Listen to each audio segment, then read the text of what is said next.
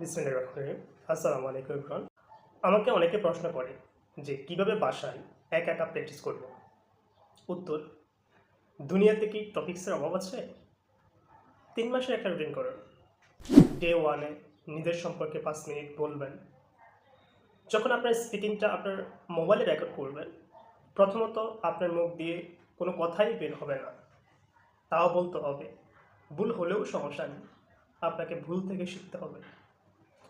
বলা শেষ হলে আবার রেকর্ডটা শুনবেন এবং বোঝার চেষ্টা করবেন কোথায় ভুল হয়েছে, সেই ভুল সংশোধন করার চেষ্টা করবেন।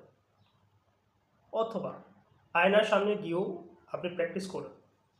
বাসায় ইংরেজি পরিবেশ গঠন করুন, ইংরেজি খবর শুনুন, ইংরেজিতে ইসলামিক লেকচার দেখুন, সাবটাইটেল সহ মুভি দেখুন, গজল শুনুন।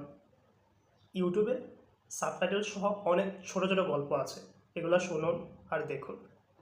ইউটিউবে গিয়ে শর্ট স্টোরি উইথ সাবটাইটেল লিখে সার্চ করলে চলে আসবে। ভিডিওগুলো দেখে বোঝার চেষ্টা করুন কীভাবে বাক্য তৈরি করা হয়। ইংরেজি বই পড়ুন, সহজ টাইপের বই, লাইক বাচ্চাদের মতো, যে বাচ্চাদের সহজ বই পড়বেন। আরও ভালো হয় যদি কমিক্স টাইপের বই পড়েন। বই পড়তে গিয়ে একটা গুরুত্বপূর্ণ বাক্য চোখে পড়লে নোট করে রাখুন। ডে 2 টপিকস যেগুলো say something about your family, নিজের ফ্যামিলি সম্বন্ধে বলুন। ডে 3 আপনার ফিউচার প্ল্যান সম্পর্কে ভাবুন।